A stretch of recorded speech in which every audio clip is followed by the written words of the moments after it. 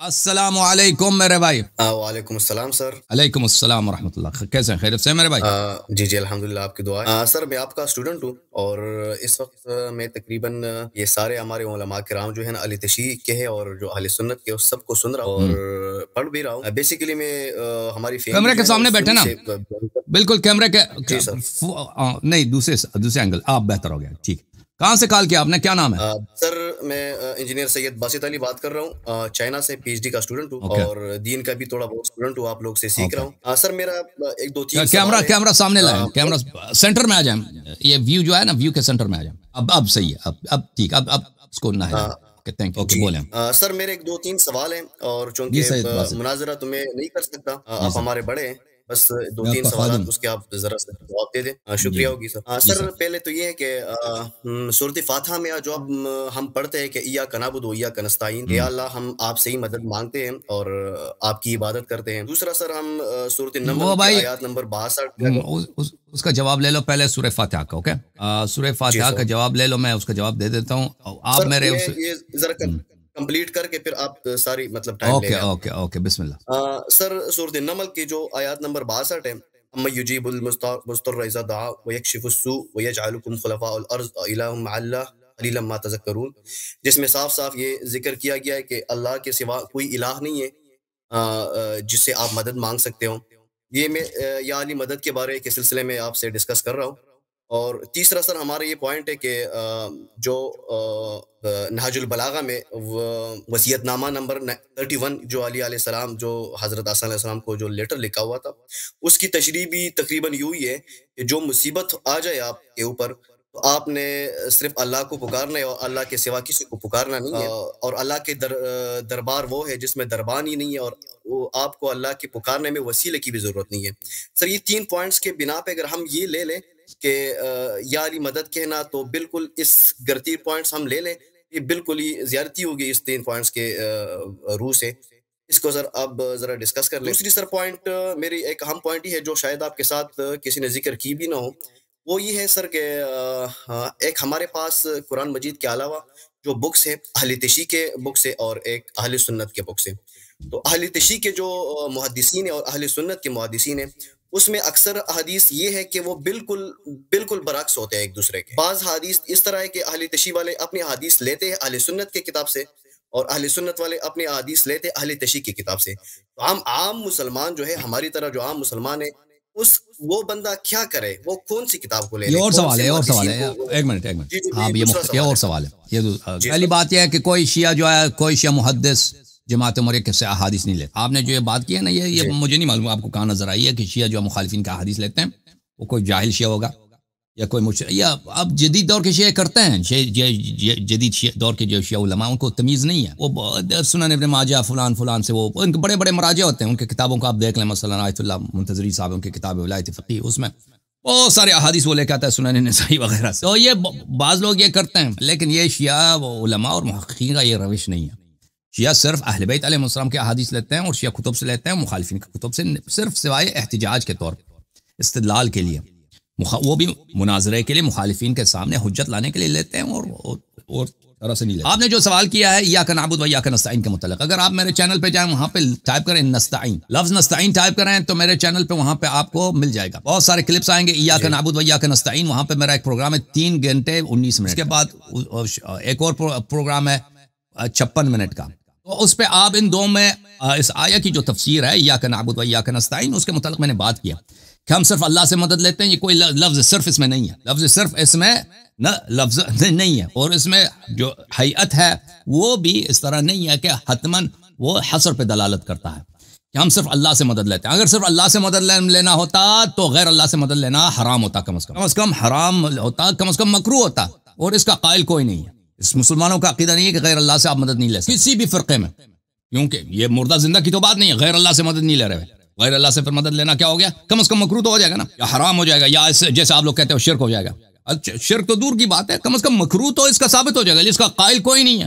1400 سال ہے عالم اسلام کی تاریخ ہے، کوئی کسی مفتی نے فتویٰ نہیں دیا کہ غیر اللہ سے مدد لوگے تو، کیونکہ قرآن میں لکھا ہے ایاک نعبد و ایاک نستعین، قرآن نے تو کہہ دیا کہ ہم صرف اور صرف اللہ سے مدد لیتے۔ تو پھر ابھی آپ جو ہے اپنے وہاں پہ چائنا میں، آپ کسی چائنیز آدمی سے وہاں سے مدد لے لو، یا حرام ہے یا مکروہ ہے یا تو شرک ہے. وہاں پہ مردہ زندہ تو کچھ بھی نہیں ہے. جیسے ایاک نعبد ہے، صرف اللہ کی عبادت کرتے ہیں. مردہ زندہ اس میں فرق ہی نہیں ہے، سامنے ہے یا نہیں یہ فرق ہی نہیں ہے. آپ سامنے والے کی عبادت کریں یا وہ سامنے نہیں ہے کسی دیوار کے پیچھے ہے اس کی عبادت کریں. اگر غیر اللہ ہے تو آپ مشرک ہیں. زندہ ہے مردہ اس سے فرق نہیں پڑتا. تو یہ یہاں پر ایاک نعبد و ایاک نستعین، یہ ایک بہت ہی اس کو آپ میری تقریر کو وہاں پہ سن لیں، وہاں پہ آپ کو بہت سارا مواد مل جائے گا کہ کیوں اس کی جو غلط تفسیر ہوتی ہے اور ایک بہت ہی عوام فریبانہ انداز پیش کیا جاتا ہے کہ غیر اللہ سے مدد لینا، غیر اللہ سے مدد لینا یہ حرام ہے، یہ شرک ہے، یہ کیا ہے. تو پھر کیوں آپ مدد لیتے ہو؟ پھر آپ کیوں مدد لیتے ہو؟ اگر یہ شرک ہے تو ہر جگہ شرک ہے. شرک ہر جگہ شرک ہے. آپ غیر اللہ کو اللہ بنائیں، چاہے وہ زندہ ہے چاہے مردہ ہے، فرق ہی نہیں پڑتا. ابھی آپ میرے سامنے بیٹھے، میں آپ کے سامنے بیٹھا ہوں، اگر آپ مجھے کہہ دیں کہ آپ اللہ ہیں، آپ مشرک بن جائیں گے. ٹھیک ہے نا. اگر میں سامنے نہیں ہوں، میں یہاں سے غائب ہو جاتا ہوں، کہہ دیں کہ اللہ یاری اللہ ہے، وہ مشرک ہو جائے گا. اسی طرح اگر میں سامنے ہوں یا نہ ہوں اس سے فرق نہیں پڑتا. آپ مجھ سے مدد طلب کریں، اگر غیر اللہ سے مدد طلب کرنا شرک ہے تو آپ مشرک بن جائیں گے. ایاک نعبد و ایاک نستعین کا جو تعلق ہے. اب آتے ہیں دوسری آیت کی طرف. امن یجیب المضطر اذا دعاہ ویکشف السوء. یہ پوری آیت تو پڑھے نا. یہ پوری آیت کیا ہے؟ اعوذ باللہ من الشیطان الرجیم. امن یجیب المضطر اذا دعاہ ویکشف السوء وَيَجْعَلُكُمْ خُلَفَاءَ الْأَرْضِ أَإِلَٰهٌ مَّعَ اللَّهِ قَلِيلًا مَّا تَذَكَّرُونَ. اللہ کے آیا کوئی اور ہے؟ آپ چلے گئے ہیں، آپ ہیں. اللہ کے علاوہ کوئی اور ہے جو مضطر کی، جو شخص ایمرجنسی میں ہے، جو شخص بالکل لاچار ہے، اس کی اجابت کرے جب وہ لاچار اللہ کو پکارتا ہے. وَيَكْشِفُ السُّوءَ، اور اس کی لاچاری کو دور کرے. اور وَيَجْعَلُكُمْ خُلَفَاءَ الْأَرْضِ، اور آپ کو خلیفہ ارض بنا دے، پوری زمین کا بادشاہ بنا دے. اِلَٰهٌ مَّعَ اللَّهِ، آیا اللہ کے علاوہ کوئی اور بھی الہ ہے، کوئی اور خدا ہے؟ قلیلا ما تذکرون، قلیل آپ ذکر کرتے ہیں. یہ جو آیہ مبارکہ ہے، اگر اس کو آپ جیسے جماعت عمریہ کے جو وہابی ہیں، سب مسلمان تو اس کی تفسیر اس طرح نہیں کرتے، جو وہابی حضرات ہیں وہی تفسیر کرتے ہیں کہ اللہ کے علاوہ کوئی اور مدد کو جواب دینے والا نہیں ہے. یہ تو آپ کو پتہ ہی ہے جھوٹ. اللہ کے علاوہ اور بھی ہے مدد کو جواب دینے والے، ہے کہ نہیں بھائی؟ جھوٹ ہے کہ نہیں بھائی؟ یہ تو واضح طور پہ جھوٹ ہے. ابھی آپ کے گھر کو آگ لگے، آپ کس کو کال کرتے ہیں؟ آپ کال کریں گے فائر بریگیڈ کو. چور آتا، چور چاقو لے کے آ جاتا ہے نا، آپ کس کو کال کرتے ہیں؟ پولیس کو یا پڑوسی کو کال کرتے ہیں کہ بچاؤ بچاؤ بچاؤ. وہ آ جاتا ہے، آپ کو ہیلپ کر دیتا ہے. ایسا نہیں ہے کہ ہیلپ نہیں کرتا. اللہ کے علاوہ کوئی ہیلپ کرنے والا نہیں ہے. اللہ کے علاوہ ہیلپ کرنے والے ہیں، مخلوقات ایک دوسرے کے ہیلپ کرتے ہیں. آپ بیمار ہوتے ہیں، ڈاکٹر کے پاس جاتے ہیں، ڈاکٹر آپ کو گولی دے دیتا ہے، آپ مضطر بیچارے. اللہ کے علاوہ اور ہیلپ کرنے والے ہیں، اس کا انکار کرنے والا یہ جھوٹا ہے. لیکن وہ سب اللہ کے تفضل ہے. وہ اس طرح نہیں ہے کہ وہ مستقلاً اللہ کے حول سے، اللہ کے اذن کے، اللہ کی بادشاہت کے سے انڈیپینڈنٹ ہو کے کسی کی ہیلپ کرتے ہیں. نہیں، وہ سب اللہ کی اذن سے، اللہ کی توفیق سے ہمارے ہیلپ کرتے ہیں. اگر ہم مثلا ڈاکٹر کے پاس جاتے ہیں، ڈاکٹر کا علم جو ہے، ڈاکٹر کی جو ایکسپرٹیز ہے، اور وہ دوا جو ہے، دوا وہ کس کی مخلوق؟ اللہ نے وہ دوا بنایا. اللہ نے اس دوا میں یہ خاصیت رکھی ہے کہ وہ اس سے کسی کو شفا ملتی ہے، درد کم ہوتا ہے. تو یہ سب اللہ کا رحمت ہے. لیکن ظاہر میں یہ سب اسباب ہیں. یہ کوئی نہیں کہہ سکتا کہ اللہ کے علاوہ کسی کو یہ آپ نہیں پکار سکتے. تو یہ کہنا اس کے عموم پہ لے لینا. امن یجیب المضطر اذا دعا، اس آیت کو عموم پہ لے لیں کہ اللہ کے علاوہ لاچار کی پکار کو جواب دینے والا کوئی نہیں ہے. پھر ٹھیک ہے بھائی، پھر ٹھیک ہے. سارے دنیا کے نظام ہی مختل. آپ بالکل جو شخص اس آیت کو جیسے وہابی لیتے ہیں نا، اس کا عقیدہ رکھے اس طرح، وہ تو بالکل پاگل ہو جائے گا. کوئی اس کی بات کو نہیں مانے گا. اور کوئی نہیں ہے کہ اس آیت پہ اس طرح عمل کرے کہ اللہ کے علاوہ میں کسی کو نہیں پکاروں گا. چور آ جاتا ہے تو سب فوراً پکار لیتا ہے کہ بھائی چور ہے، پکڑ لو، مجھے بچاؤ. جب ڈوب جاتا ہے تو پکارتا ہے کہ اب سن لیں بھائی، آپ کی بات ظاہراً بولیں، ظاہراً بندہ پکارتا ہے سر، غائباً ظاہراً پکارتا ہے. صحیح ہے. آیا لیکن عام ہے. آیا عام ہے جی. آپ اگر مانا لیتے ہو اللہ کے علاوہ کوئی نہیں ہے آپ کی پکار کا جواب دینے والا، تو آیا میں ظاہر غائب دو اس کی کوئی قید نہیں ہے. وہ آپ اپنی جیب سے لگا رہے ہو کیونکہ ہم پھنس گئے ہیں. کیونکہ آپ پھنس گئے ہیں، آپ کے پاس کوئی چارہ ہی نہیں ہے. آپ کہتے ہیں ظاہر باطن کوئی. اگر آیا کا یہی مطلب ہے اللہ تعالیٰ کے علاوہ کوئی کسی کا پکار کا جواب دینے والا نہیں ہے، تو اتنے لوگ گزرے ہیں تاریخ اسلام میں. صحابہ تھے، وہ پاگل تو نہیں تھے. صحابہ سب پاگل تھے بھائی، بیوقوف تھے. جب اللہ نے قرآن نازل کیا کہ ایاک نعبد و ایاک نستعین، اللہ کے علاوہ کسی اور کی ہم مدد نہیں لے سکتے، اللہ کے علاوہ کسی اور کو پکار نہیں سکتے مدد کے لیے. اگر یہی مطلب ہوتا تو کسی کے ذہن میں یہ نہیں آیا کہ پیغمبر سے پوچھے بھائی یہ تو اس طرح تو زندگی مختل ہو جائے گا، ہم زندہ کیسے رہیں گے بھائی. صحابہ نے اتنے سوالات کیے، کسی نے سوال نہیں کیا پیغمبر سے، اور پیغمبر کہہ دے کہ بھائی یہاں پہ زندہ مردہ کی فرق ہے، ظاہر باطن کی فرق ہے. اور مسئلہ بھی یہ شرک کا، مسئلہ بھی ہے کیا شرک کا کہ آپ مشرک کافر بن جائیں گے بھائی. یہ تو کوئی چھوٹی بات ہے تو نہیں نا. یہ چلتا گیا، یہ آیا چلتا، کسی کے ذہن میں بھی یہ نہیں آیا. 8ویں صدی میں 750 سال کے بعد 8ویں صدی میں ابن تیمیہ کو پتہ چل گیا کہ یہ شرک ہے. اور پاکستان میں اس کے جو جاہل ٹائپ کے جو مقلدین ہیں ابن تیمیہ کے، وہ ان آیات کو لیتے ہیں کہ بھائی یہ کفر. دیکھو میرے بھائی، اللہ کے علاوہ اور بھی مدد کرنے والے ہیں، لیکن وہ اللہ نے ان کو اسباب بنایا.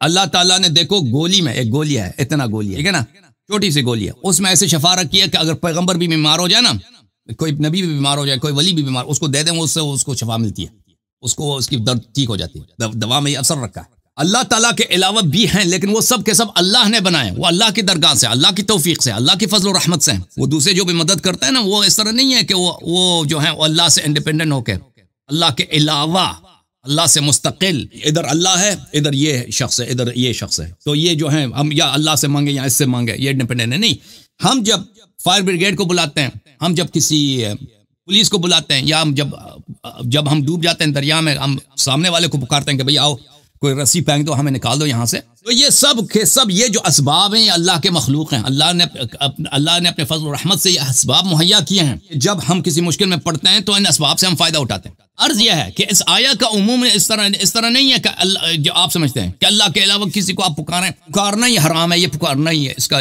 جائز نہیں ہے. اگر اس طرح ہوتا نا، حتمن یہ اس طرح نہیں ہوتا. یہ اتنے لوگ قرآن پڑھتے ہیں صدیوں تک، یہ بیوقوف ہیں، ان کو پتہ ہی نہیں چلا کہ یہ شرک ہے، اور یہ چلتا گیا ابن تیمیہ تک. ابن تیمیہ کو پتہ چل گیا کہ یہ شرک ہے. حتمن اس سے پہلے بھی لوگ ہوتے ہیں نا، صحابہ، رسول اللہ صلی اللہ علیہ وسلم خود بتاتے ہیں بھائی آپ جو ہے ظاہری اسباب ہیں ان سے مدد لے سکتے ہیں، جو غیبی اسباب ہیں ان سے مدد نہیں لے سکتے، وہ کہہ دیتے ہیں، اس طرح نہیں. لیکن یہ آیا جو ہے اس کا شان نزول دیکھیں، یہ آیا کا شان نزول جو ہے آپ کی خدمت میں عرض کروں، اس کا یہ خطاب خاص ہے اہل بیت طاہرین علیہم الصلوۃ والسلام کے لیے. یہ خطاب نہیں ہے سب مسلمانوں کے لیے، کیونکہ یہ ہے کہ لاچار کی لاچاری کو رفع کرتا ہے اور اس کو پوری زمین کا بادشاہ بنا لیتا ہے. یہ کون ہے؟ یہ تو یہ عام مسلمان تو نہیں ہے، ہم اور آپ تو نہیں ہیں. ہم اور آپ جب دیکھیں، ہم زندگی میں مشکلات آتے ہیں نا، ہم بہت دفعہ ہوتا ہے انسان غریب بن جاتا ہے، پیسے نہیں ہوتے، یا کوئی اور مشکل میں پھنس جاتا ہے، دعا کرتا ہے، پھر وہ مشکلات رفع ہو جاتا ہے، ٹھیک ہے نا. جب مشکلات رفع ہوتی ہیں تو اس کا مطلب یہ تو نہیں ہے کہ ہم زمین کے بادشاہ بن گئے. تو یہ کہہ رہا ہے کہ آپ کو خلفاء الارض بنائے گا. تو ملاحظہ فرمائیے، اس کا جو اصل جو خطاب ہے یہ اہل بیت طاہرین علیہم الصلوۃ والسلام سے ہے. یہ کتاب ہے کتاب سلیم ابن قیس ہلالی رحمہ اللہ، جزء ثانی، چار مقدسہ. یہاں پر حدیث 25واں حدیث میں، یہاں پر صفحہ نمبر 775 میں امیر المؤمنین علیہ الصلوۃ والسلام کا فرمان ہے، قال اللہ عز وجل امن یجیب المضطر اذا دعاہ ویکشف السوء ویجعلکم خلفاء الارض هذا لنا خاص اہل البیت. یہ آیا خاص اہل بیت علیہ السلام سے خطاب ہے. کون ہے وہ رب؟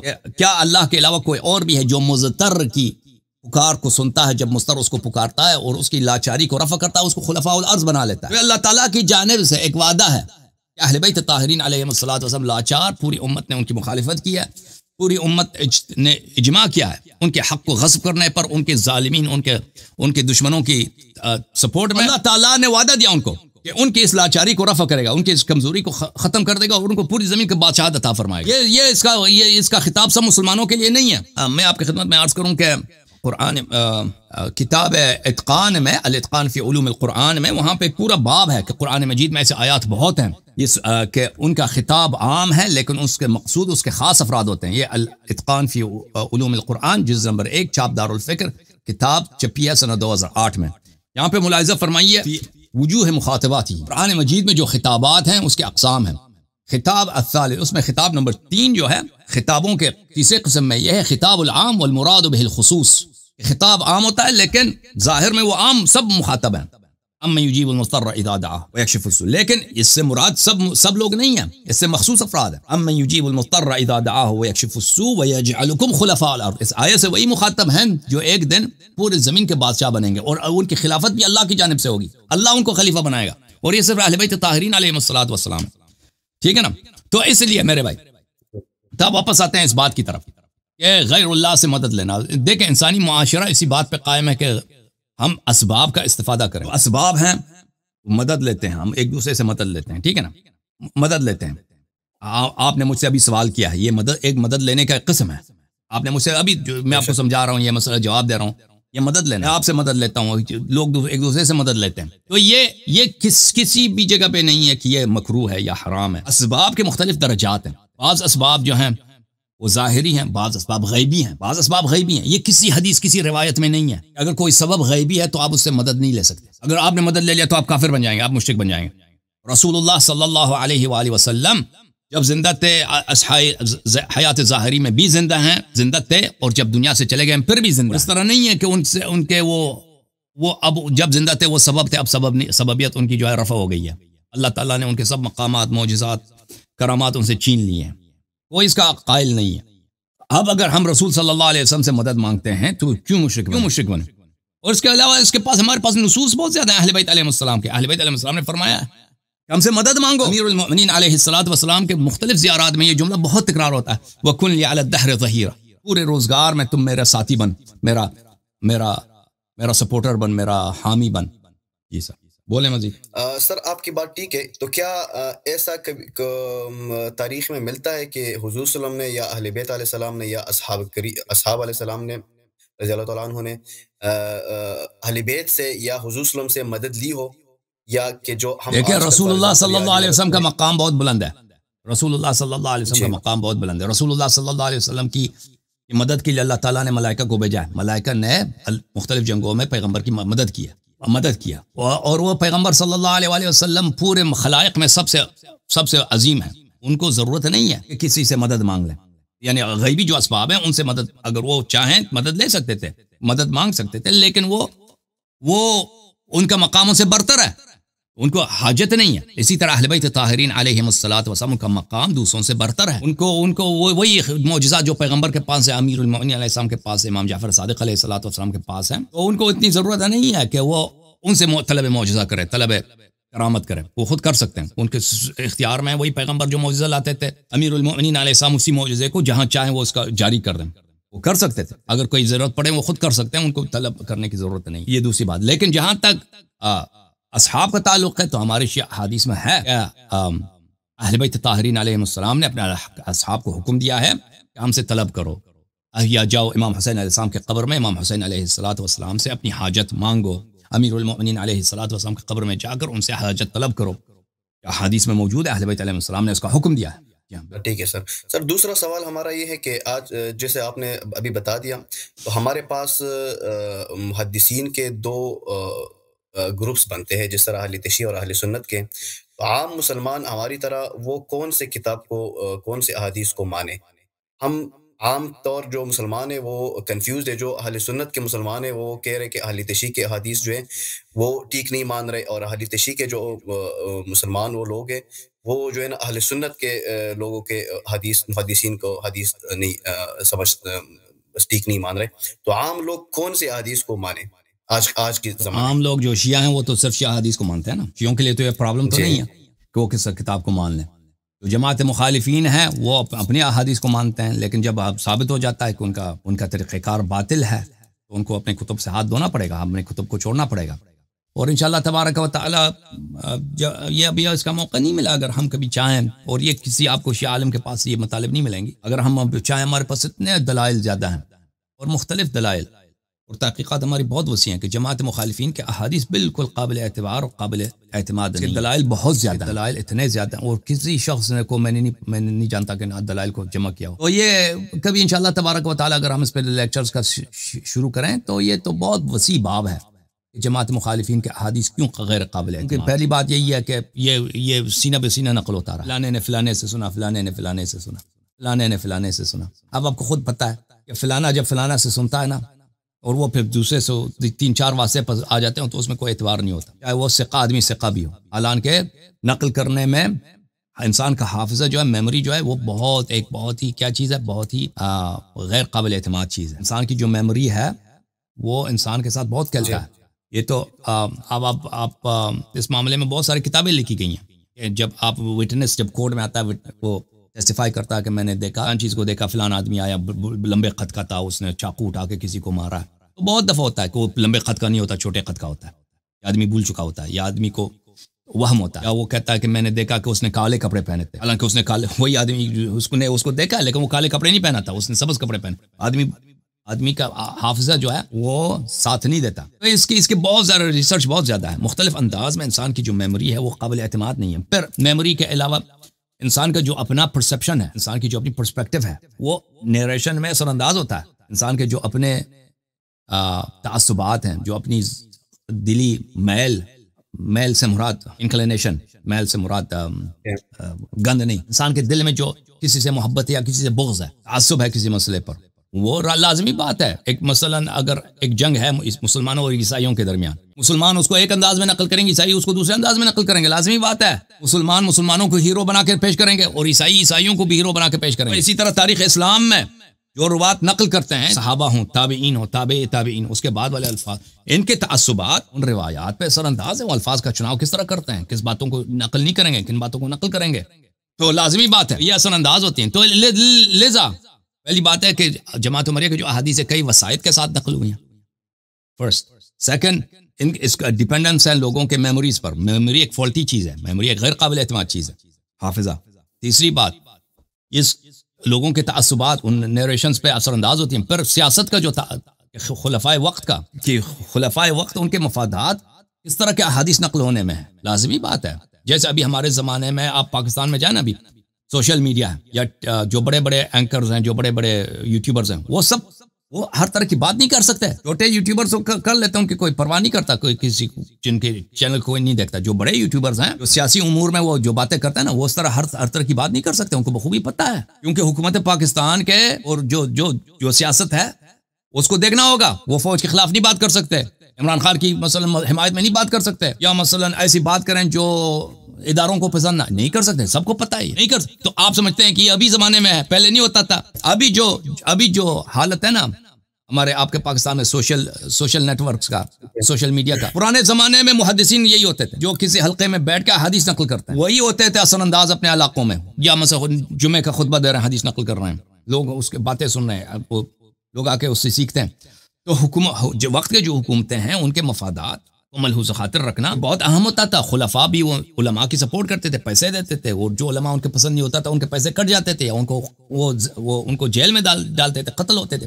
تو اس لیے جو احادیث کا نقل ہوا ہے یہ بالکل ہر دور کے سیاست سے متاثر ہو کر. تو اس میں سر آپ سوری فار انٹر کرپشن سر، تو اس سینس میں جو اہل تشیع کے جو محدثین ہیں اس کو آپ کیسے نظر سے دیکھ رہے ہو؟ ابھی عرض تو ہر دور کے جو راوی ہیں اس کے وہ اپنے اہل سیاست کے زمانے سے لے کر اور اس سے متاثر ہو کر ان کے سیاسی جو انٹرسٹ ہیں، جو خلفاء کے جو انٹرسٹ ہیں، وہ ان کے تعصبات ہیں اور ان کے حق میں جو باتیں ہیں ان کو یہ سب اس میں آ جاتے ہیں. نقل حدیث میں یہ سب اثر انداز ہیں.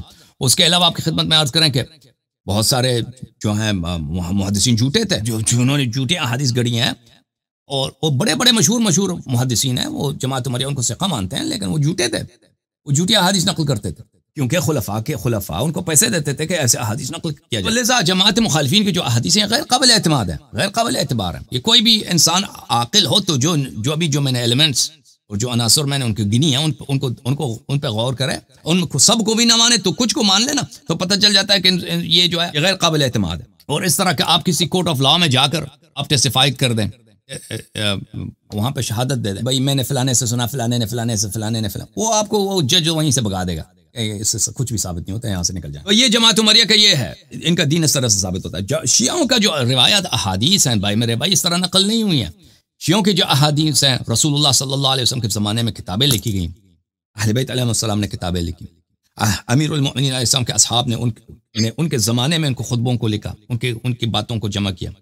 اسی طرح امام حسن امام حسین علیہ السلام کے اصحاب نے ان کے زمانے میں ان کے باتوں کو لکھا. اس طرح بعد میں ائمہ ہر دور میں شیعہ مصنفین تھے. ہمارے ہاں علم رجال نہیں ہے بھائی، رجال ہے ہی نہیں شیعہ مذہب میں، جو جماعت مخالفین کے پاس ہے نا، ہمارے پاس نہیں ہے. ہمارے پاس ہے فہرست اسامی مصنفی شیعہ، جو شیخ توسی کی جو کتاب ہے، نجاشی وغیرہ کی جو کتاب ہے، کشی کی کتاب، یہ مصنفین کے احوال ہیں، یہ مصنف تھے، اسی زمانے میں کتابیں لکھتے تھے. ائمہ طاہرین علیہ السلام ان کتابوں کو دیکھتے تھے، ان کی تائید کرتے تھے، اور شیعوں کو بہت پتہ ہوتا تھا. جیسے ابھی مثلا بخاری مشہور ہے، معروف، سب جماعت مخالفین بخاری کو جانتے ہیں کہ یہ معتبر کتاب. اس زمانے میں اسی طرح کتابیں تھی مشہور، یہ فلان امام کے صحابی نے نماز کے مسئلے پر یہ کتاب لکھی ہے، صوم کے مسئلے پہ یہ کتاب ہے، حج کے مسئلے پہ یہ کتاب ہے، مثلا تفسیر قرآن میں یہ کتاب ہے. اور ان کتابوں وہ کتابیں شیعوں کے پاس تھے، عمل کرتے تھے، اور وہی کتابوں سے دوسری کتابیں لکھی گئی ہیں، جیسے کتاب کافی ہے، کتاب لا یحضر الفقیہ. تو ہماری جو کتابیں یہ بہت ہی معتبر، غایت اعتبار اور غایت اعتماد میں ہے. اوکے، اس میں زمین آسمان کا فرق ہے، جماعت مخالفین کے حدیث لکھنے کا انداز اور شیعوں کے حدیث لکھنے کا انداز. اوکے، شکریہ sir. Thank you thank you. Okay, بہت مہربانی آپ کی, اللہ آپ کو جزائے خیر دے میرے.